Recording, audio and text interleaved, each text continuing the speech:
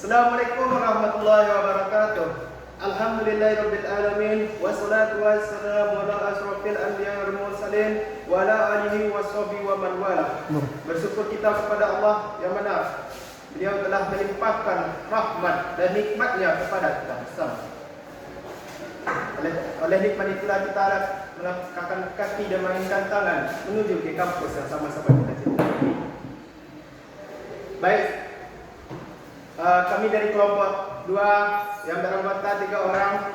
Perkenalkan, nama saya Maizal dengan NIM 2514010056. Perkenalkan, nama saya Farhan Mutakin, NIM 2514010056. Baiklah,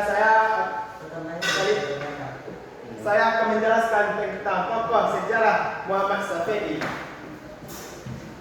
Muhammad Syafi'i lahir 31 Oktober 1893, 5 Maret 1969. Adalah sebagai tokoh pejuang pergerakan dan pendidikan Indonesia.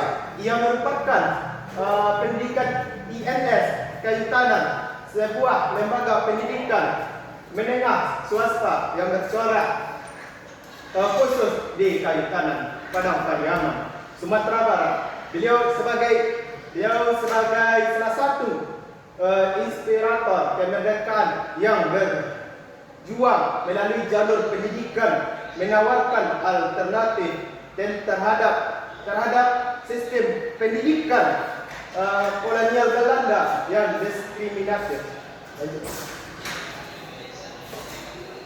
Selanjutnya yaitu latar belakang dan masa muda.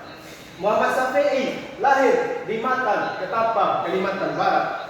Sejak kecil dia dibesarkan di lingkungan yang menumbuhkan rasa kepedulian terhadap nasib bangsanya. Latar belakang pendidikannya dipenuhi oleh sistem sekolah guru pada masa itu. Ia menempuh pendidikan di Koes School, sekolah guru di Bukit Tinggi, dan kemudian melanjutkan ke Hosdelten, kursus kepala sekolah di Belanda, di mana ia memperoleh wawasan yang luas mengenai sistem pendidikan Barat. Baik, saya ulang materi saya.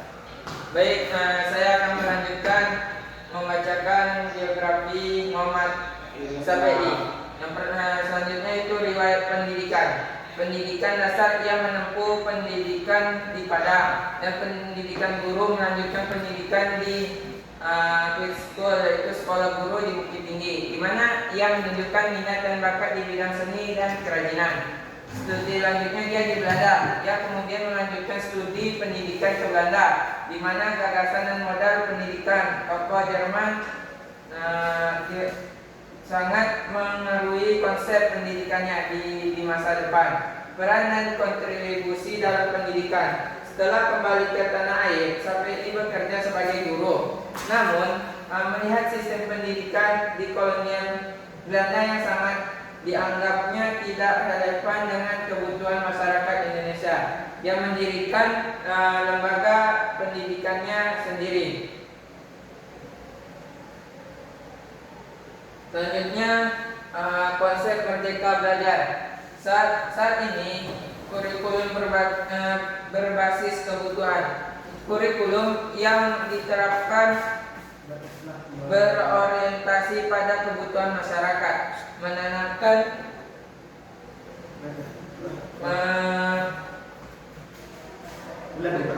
konsep Merdeka Belajar. Saat ini kurikulum berbasis kebutuhan. Kurikulum yang diterapkan berorientasi pada kebutuhan masyarakat, menanamkan berpikir logis, rasional, dan menjauhi takhayul yang menghambat kemajuan hidup manusia, kehidupan di dunia politik dan akhir hayat. Selain sebagai pendidik, Muhammad Syafi'i juga aktif dalam pergerakan nasional dan politik. Ia pernah menjadi anggota Komite Nasional di Indonesia, pusatnya ataupun disingkat KNIP, dan diangkat menjadi Menteri Pengajaran.